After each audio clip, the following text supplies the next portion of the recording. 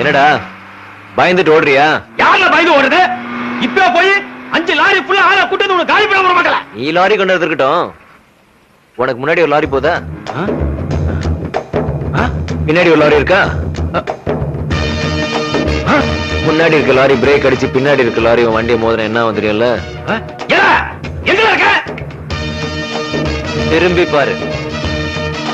நீ காரை வச்சு ஆள் அடிப்ப, நான் லாரியை வச்சு காரையே அடிப்பேன். அடிக்கட்டுமா?